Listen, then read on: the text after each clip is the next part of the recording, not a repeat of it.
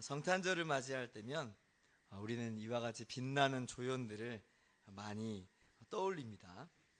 아까 이야기했던 것처럼 목자들도 그들 중에 하나라고 할 수 있겠죠. 또 누가 생각납니까? 동방박사. 우리가 이 성탄절에 우리가 떠올리게 됩니다. 이스라엘 사람들도 아닌데 말이죠. 교통도 발달하지 않았던 그 시절에 그 먼 동방에서 수고를 마다하지 않고 유대 땅까지 왔더라.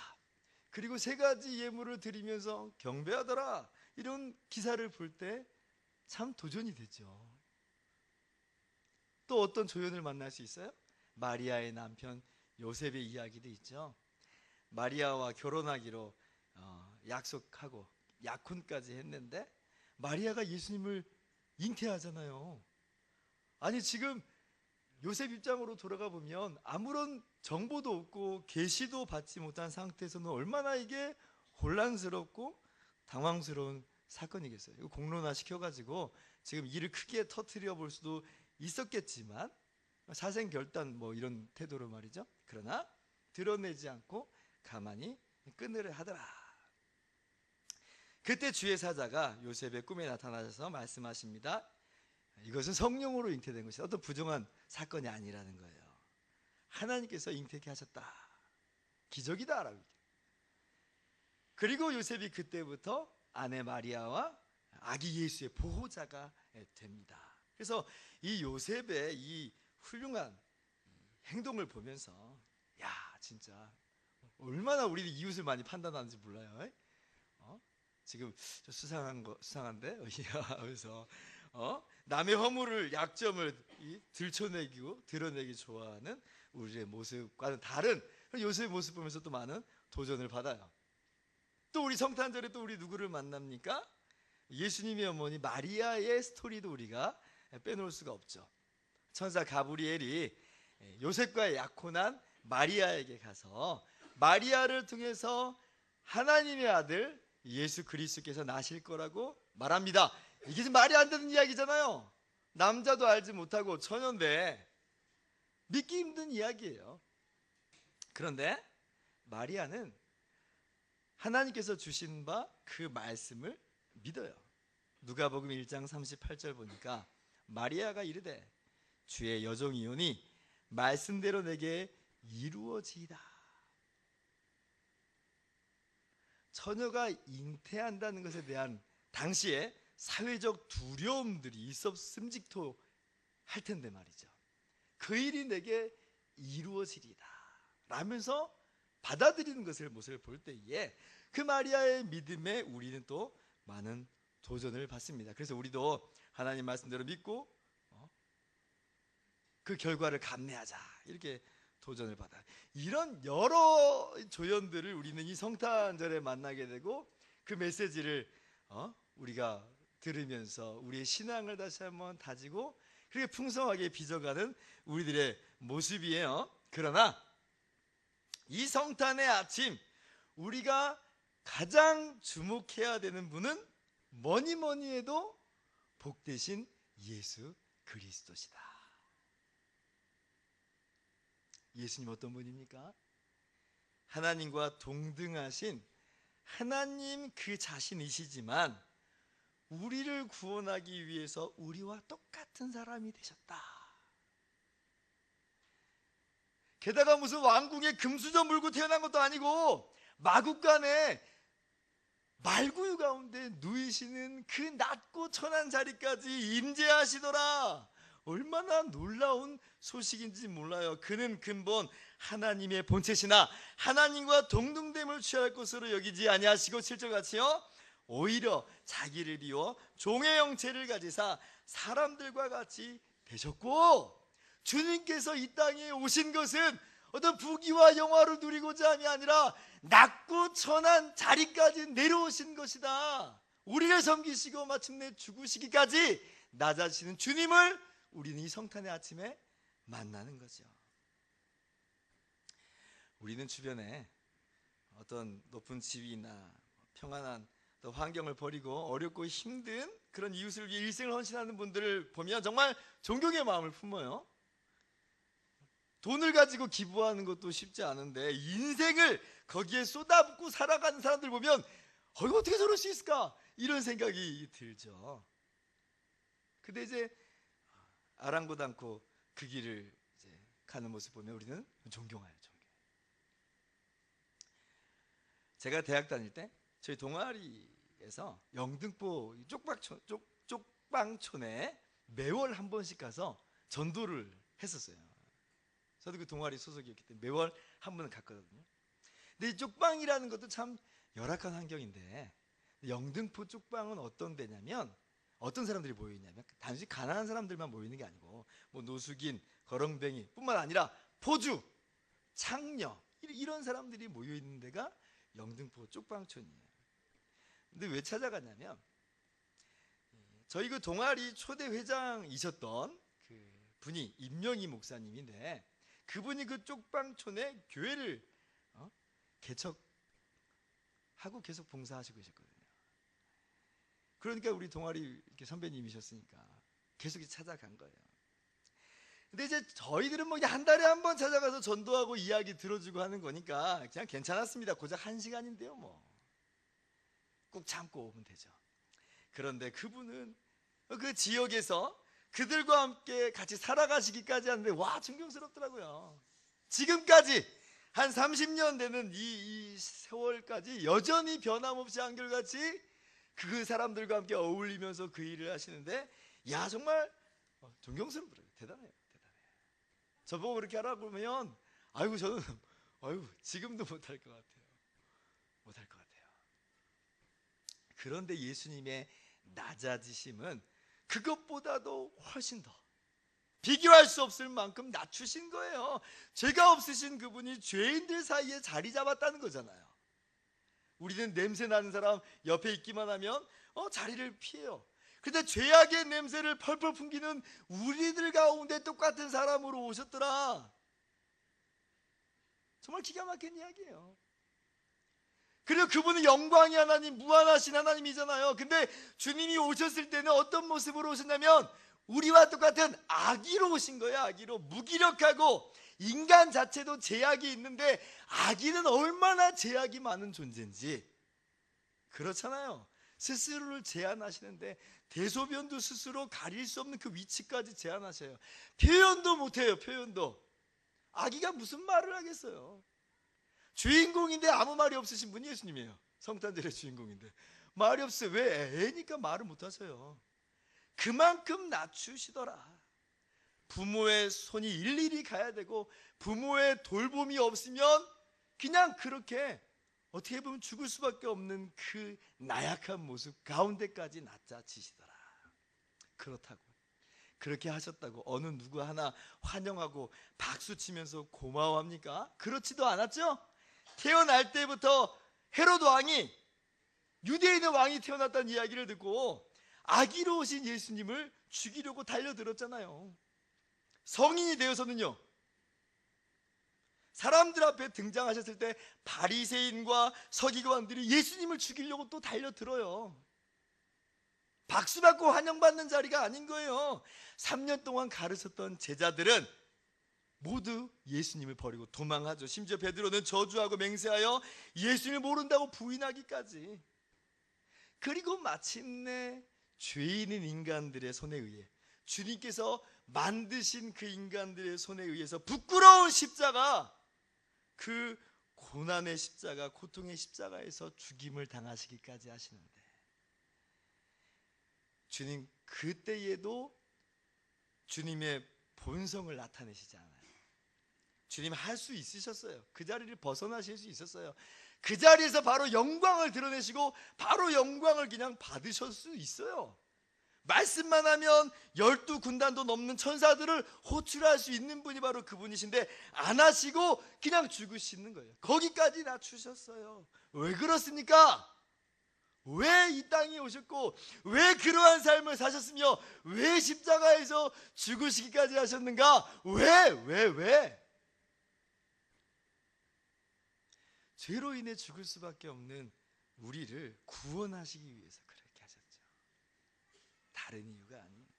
그럴 필요도 없었는데, 꼭 그래야만 되는 것도 아니었는데, 우리를 사랑하셔서 이 모든 일을 이루신 거예요. 만약 예수님이 오시지 않았다면, 십자가에서 우리 죄를 대신해서 죽으시지 않았다면 우리는 영원한 지옥의 영벌을 받을 수밖에 없었어요. 그러나 하나님이 우리를 사랑하셔서 하나님의 아들 예수 그리스도를 보내주시고, 예수님은 기꺼이 이 땅에 오셨고, 그리고 마침내 십자가에서 죽으시기까지 하시더라. 우리가 너무나 잘 알고 있는 요한복음 3장 16절입니다. 하나님이 세상을 이처럼 사랑하사 독생자를 주셨으니 이는 그를 믿는 자마다 멸망하지 않고 영생을 얻게 하려 하심이라. 17절 같이요. 하나님이 그 아들을 세상에 보내신 것은 세상을 심판하려 하심이 아니요 그로 말미암아 세상의 구원을 받게 하려. 아멘. 그래서 우리가 이 성탄절날, 아니 매 주일마다 우리 주님께 나와서 찬양하고 예배하는 이유가 바로 이것 때문에 그래요. 하나님, 나 같은 죄인 사랑하여 주셔서 감사합니다. 우리를 구원하시기 위해서 이 땅에 오셔서 감사합니다. 나를 대신해 십자가에서 죽으시고 부활하여 구원하여 주심을 감사합니다. 우리 주님이 진짜 이 성탄절의 주인공이고 찬양받기 합당하신 분이다. 우리의 모든 삶과 예배에 우리가 주목해야 되는 유일한 대상, 오직 예수 그리스도이시죠. 오늘 우리가 함께 읽은 히브리서 12장 말씀은 우리에게 바로 이 예수 그리스도를 바라보라고 이야기해요. 한번 같이 읽어볼까요? 믿음의 주요 또 온전하게 하시는 이인 예수를 바라보자. 여러분 지금 어디 바라보고 계십니까? 누구를 바라보고 계십니까? 혹시 다른 것 바라보고 있는 거 아닌가요? 예수님을 바라보세요. 여러분 예수님에게서 눈을 떼면, 그래서 다른 것들, 세상의 것들로 여러분의 시선을 채우면 우린 휘청될 수밖에 없어요. 우리는 흔들릴 수밖에 없어요. 헷갈릴 수밖에 없어요. 오늘 성경 우리들에게 이야기해요. 예수를 바라봐라, 예수를 바라봐라.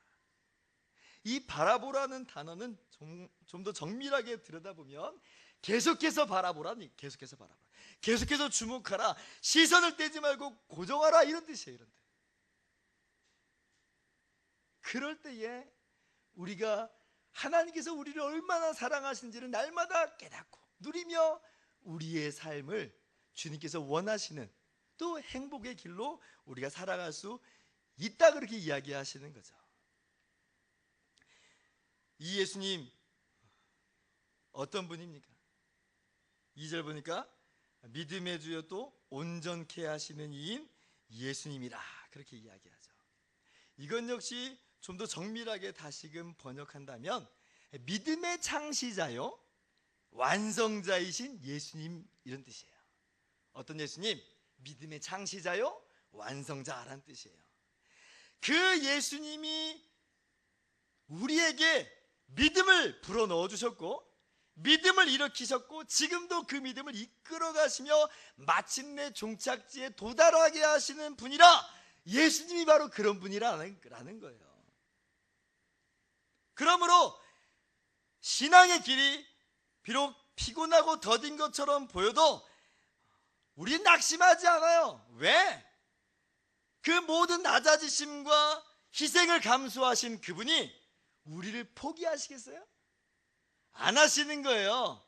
그러니까 주님은 그래서 우리에게 믿음을 불러일으키시고 믿음을 끝까지 이끌어 가시는, 완성시키시는 분으로 성경은 이야기하고 있어요. 그래서 3절에 우리는 피곤하여 낙심하지 않아요.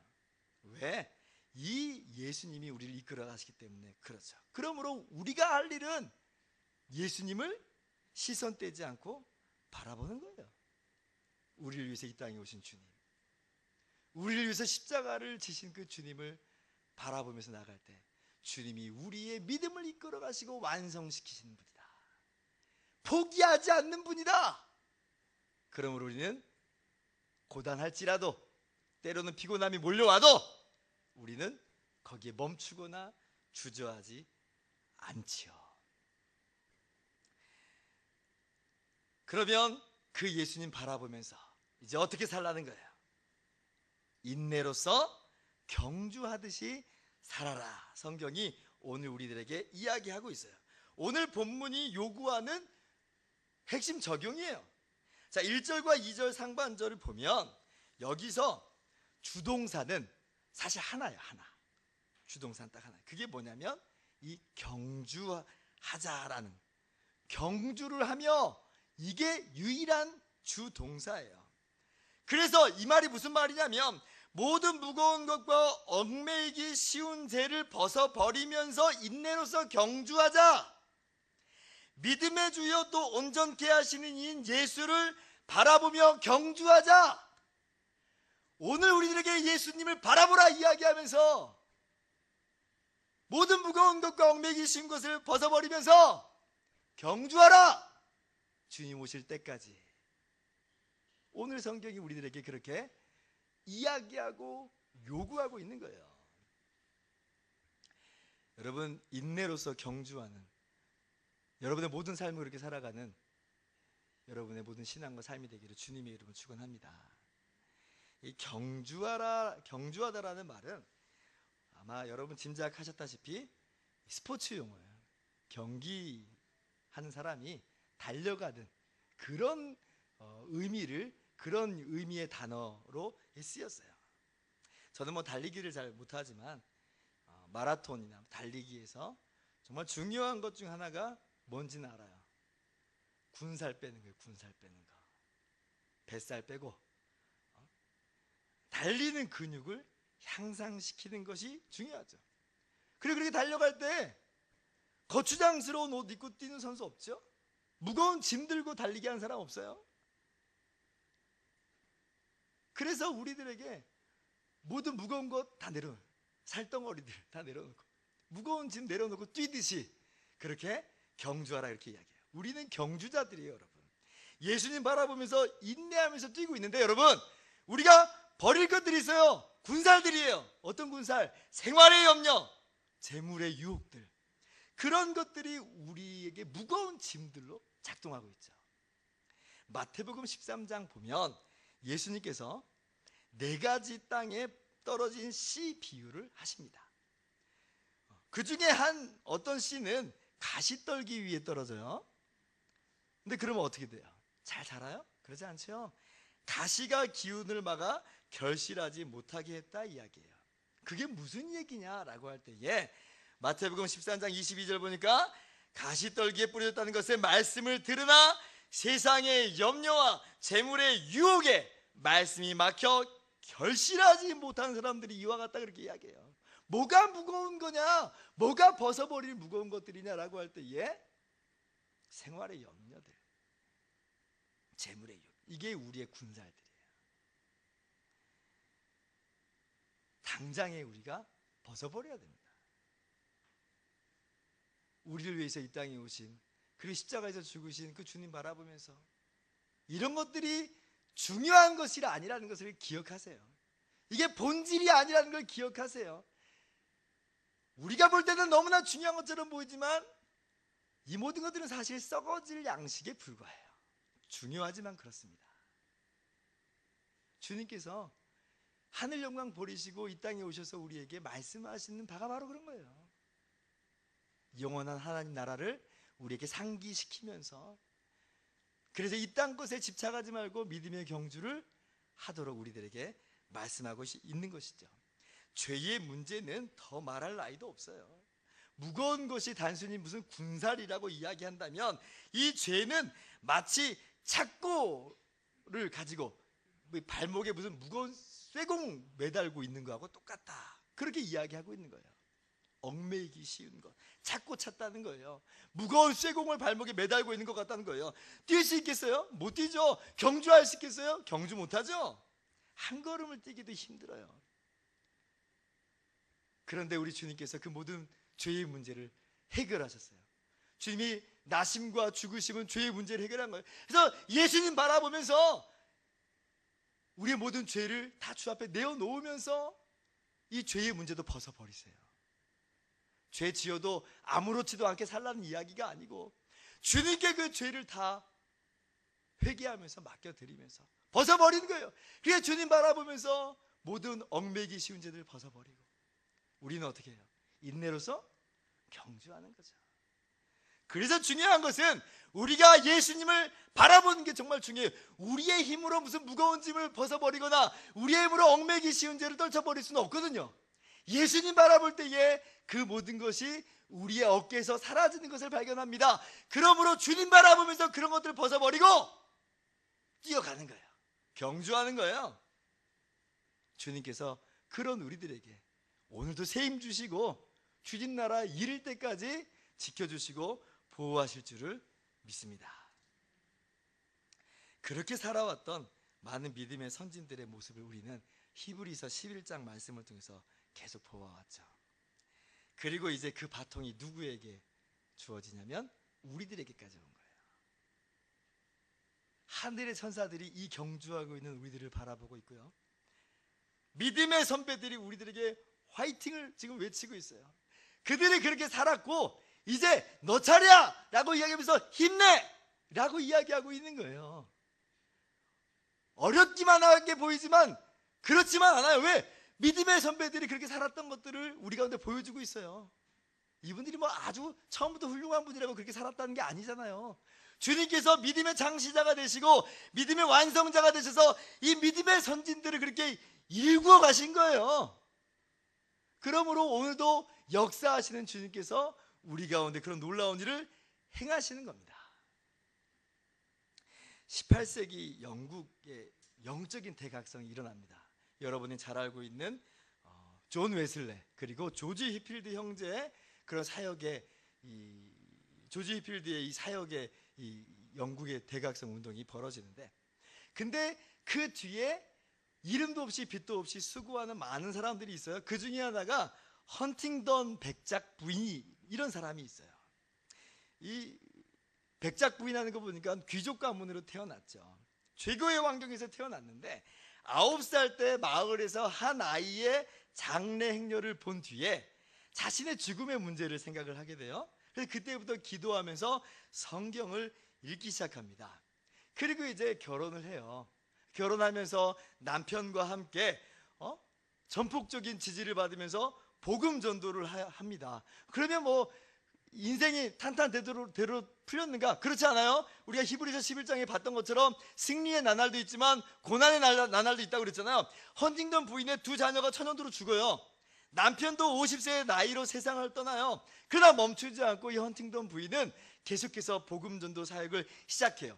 웨슬레와 그리고 히필드의 후원자가 돼서 그들이 정말 그 당시에 마음 놓고 사역할 수 있도록, 반대자들도 많고 핍박자들도 많았지만 그들의 후견인이 되어서 이 사역을 감당하게 하고요, 63개의 예배당을 세우는데 건축비를 지원하고, 그리고 복음주의 대학을 설립하는 전 재산을 그렇게 헌납하면서 주님의 그 사역을 감당을 합니다. 그러면서 84세의 일기로 세상을 떠나는데, 어떻게 그런 훌륭한 일을 할 수 있었는가 할 때에 이 헌팅던 부인을 이끌어가는 힘이 바로 결혼하고 나왔을 때 주님을 만난 사건이었다, 그렇게 이야기해요. 내가 생명과 구원을 위해 주 예수 그리스도를 알게 되고 믿은 후에 나는 천사와 같이 행복해졌어요. 그래요. 예수님을 알고 예수님을 믿고 예수님을 바라보았을 때에 하늘로서 오는 기쁨과 행복과 평강이 그를 주장하게 되었고, 그러므로 말미암아 인내로서 경주하게 만들었다는 거예요. 물론 신앙의 굴곡들이 있었지만 그 모든 굴곡들 견뎌내고 이겨낼 수 있었던 것도 주님을 알고 믿는, 주님을 바라보는 바로 그런 모습이었다. 그래서 이 헌팅던 백작 부인은 죽기까지 자신을 십자가에 매달린 도둑같이 구원받았잖아요. 그냥 그 한 강도가 아무것도 한 것도 없는데 나를 주 예수 나를 기억하옵소서 하니까 네가 오늘 나와 함께 낙원에 있으리라 그랬잖아요. 그 자리에서 같이 주님을 보는 거예요. 십자가에 매달린 도둑과 동등하게 그저 용서받은 또 한 명의 죄인으로 여기면서 평생을 그렇게 살아요. 항상 주님을 본 거예요. 그리고 그렇게 주님께서 맡겨주신 사역을 감당할 수 있었던 것이죠. 오늘 말씀을 마치도록 하겠습니다. 성탄의 주일입니다. 이 기쁨과 이 영광을 우리 가운데 허락하셨어요. 오늘 우리가 이 성탄의 아침을 맞이하여서 주님을 바라보기를 소망합니다. 우리를 위해서 이 땅에 오시고 우리를 위해서 죽으시기까지 하시는 그 놀라우신 구세주 예수를, 그분의 은혜와 사랑을 바라보면서 모든 무거운 것들을 내려놓고 모든 얽매이기 쉬운 죄도 벗어버리고 주님을 바라보면서 승리의 삶을 살아가는, 인내로서 경주하는 저와 여러분의 모든 삶이 되기를 주님의 이름으로 축원합니다. 기도하겠습니다.